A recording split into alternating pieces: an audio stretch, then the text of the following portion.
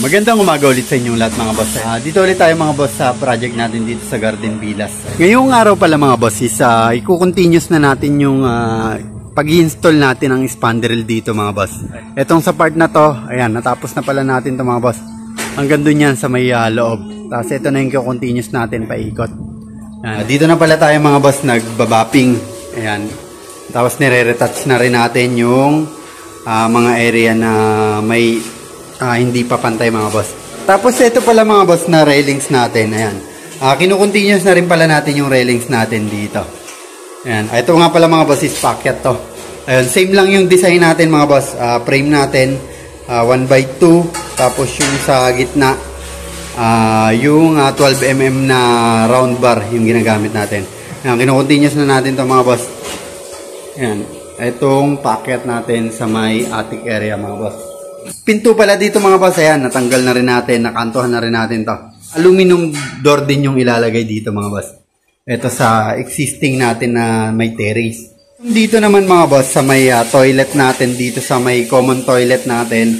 Ayan, nagli-layout na rin pala tayo mga boss para sa tiles natin sa wall. Ayan, ang gagawin pala natin dito mga boss, ita-tiles muna natin yung wall. Mangyayari dito mga boss, mag-i-start tayo sa pangalawang layer natin ng tiles sa wall natin mga boss. Kasi ito mga boss, hindi pa natin ito na waterproofing. Tsaka na natin ito i-waterproofing once na ma-installan na natin ng tiles. Ganito yung gagawin natin dito mga boss sa toilet natin. Tapos itong mga wall natin dito mga boss, dito sa attic area natin. Ayan, kung makapansin natin mga boss, naka-fully primer na rin pala ito mga boss. Ayan. Ayan. Ano na lang ito mga boss, final na lang din. Itong buong area natin dito sa may attic area mga boss. Ayan, puting-puti na siya mga boss. Final coat na lang tayo dito mga boss. Ayan.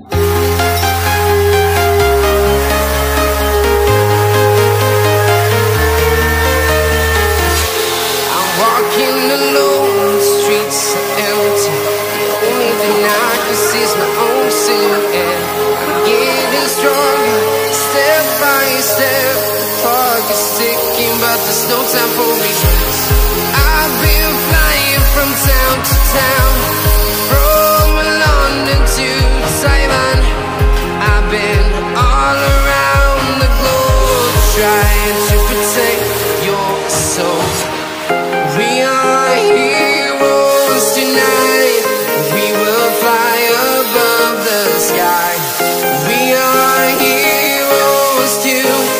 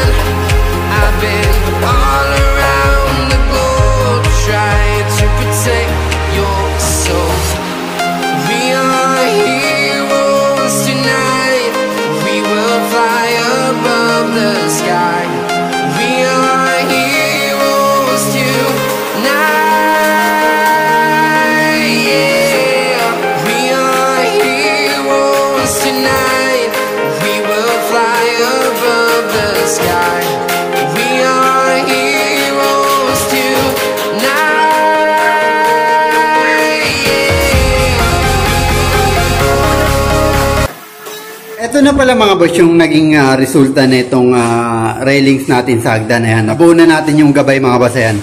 Yung dito sa may attic area mga boss, ito na siya.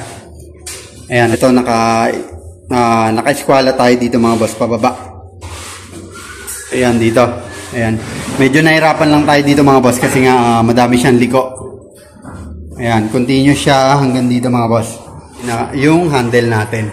And then hanggang doon sa may dulo. Ito na lang yung lalagyan na lang natin ng design mga boss. Itong area na to. Ayan, yung sa may part na ngayon isa okay na.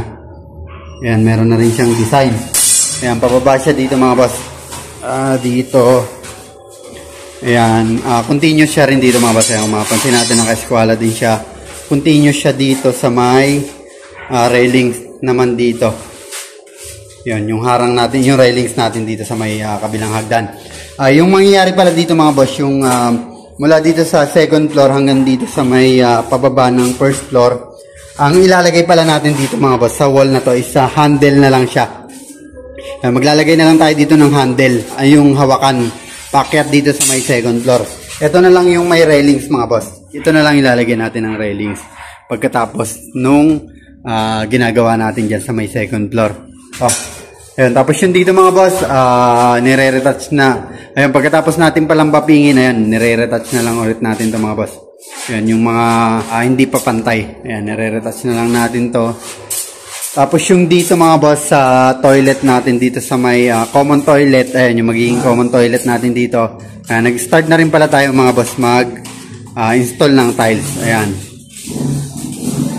Ayan, ganito yung tiles natin dito mga boss. Ayan, ganito yung design niya. Beige yung kulay ata na ito mga boss kung hindi tayo nagkakamali. Tapos may mga groove siya. 30 by 60 yung gamit natin mga boss. Ito nga pala mga boss is ceramic tiles. Ayan. Kaya yung ginagawa natin dito, binababad muna natin bago natin ilapat. Ayan. Yun yung pagkakaiba ng porcelain sa ceramic. Ayan, yung ceramic kailangan nga nating ibabad bago natin i-install. Tapos yung porcelain naman, ano yun, direct to install na yun mga boss. Ayan, first time pala natin mga boss gumamit na itong tiles vibrator mga boss. Ayan, tiles vibrator. Ayan, nag-try tayo na ito. Para medyo mabilis na rin siya. Hindi na natin pinapalo, kumbaga. Pero meron pa rin tayong support niyan mga boss. Ayan, meron pa rin, gumagamit pa rin tayo nitong manual na rubber mallet na to. Ayan, sinubukan natin to ngayon mga boss. Pero effective naman siya. Itong vibrator na to mga boss. Ayan. Pampabilis din to mga boss ng pag-tile. Lalo na sa flooring. Ayan. Tapos na-install na rin pala natin mga boss yung dito sa may room dito sa may second floor. Na-install na rin natin itong pinto natin. Ito nga palang pinto natin na ito mga boss is laminated door siya. Ayan, ganito yung kulay niya, kulay gray na may design. Ayan, doorknob na lang yung kulang na ito mga boss. Ayan. Tapos yung spandrel natin dito mga boss, ito. Ayan, na-install na rin natin itong part na to. Kung mapapansin natin mga boss, maganda talaga yung design na itong spandrel natin. Same to mga boss nung ceiling na ginamit natin sa may parking area. Pati yung ceiling din na gagamitin natin dito mga boss sa may terrace. Kung mapapansin natin mga boss, buo na yan hanggang dun. Ayan, lumalabas na talaga yung design na itong bahay mga boss, lalo na once na matapos natin to. Sa part pala na to mga boss, ayan, kung mapapansin natin, nilagyan pala natin to ng canopy. Yung dalawang bintana natin dito, ay may canopy na. Tayo na nalagay dyan. Ayan mga boss, daanan din pala natin mga boss yung inumpisahan din natin na project mga boss sa 13. Ayan, may inumpisahan pala tayong project doon mga boss. Ay, ito na mga boss, isahan natin dito na project dito mga boss sa Southwind dito mga boss to sa 13. Itong subdivision na to. Ito palang unit na to mga boss is end unit. Ayun, kung hindi ako nagkakamali, yung meron pang extension dito sa gilid tapos hati sila na itong katabi. End unit ata yung tawag dito mga boss. Ayan. Ito yung inumpisa natin dito. Ano rin to mga boss, major, pero lalagyan natin to ng fence dito kung sakaling ayun, kayanin ng budget ng may-ari. Ayan, lalagyan natin to ng fence. I-close natin to hanggang dito mga boss sa may front mga boss. Yung sa interior na gagawin natin dito, tiles tayo dito mga boss sa ground floor, tapos kisame tayo dito. Ayan, gagawin natin to ng kisame tsaka yung flooring. Tapos itong toilet pala na to mga boss, tatanggalin natin to mga boss. I-move natin dito sa may side na to. Ayan, yung toilet na, magiging toilet dito mga boss is diretso siyang pahaba. Ayun, abangan nyo na lang rin yun mga boss. Yung gagawin natin dito mga boss na renovation sa may toilet. Tapos ito na pala mga boss yung likod. Ito pala is extension. Ayan, sinarado natin tong extension netong likod. Ito ibubunga natin. Tapos magkakaroon tayo dito mga boss ng kitchen sink sa area na to. Tapos may access dito ng pinto palabas dito mga boss sa may extension sa gilid. Ayan, tapos yung dito mga boss sa second floor, ayan, ito baka lagyan natin ito mga boss ng vinyl tiles. Itong hagdan na to. Katulad dun sa ginawa natin sa may Tamara. Ayan, tapos ito pala yung second floor mga boss, ayan. Empty siya, tapos meron siyang kisame na. Ayan, nakasunod siya sa bubong. Ayan, sa mga nakakasubaybay, the same to ng sa may Tamara subdivision. Ayan, parang almost the same yung pagkakagawa ng mga unit dito mga boss. Kasi ito mga boss, itong Southwind na to is Borland din yung developer kung hindi tayo nagkakamali mga boss. Ayan. Dito sa first floor, sa second floor, magkakaroon pala tayo dito mga boss ng dalawang room. Ayan, gagawa natin to ng dalawang room. Itong second floor mga boss. Ayan, yun yung gagawin natin dito.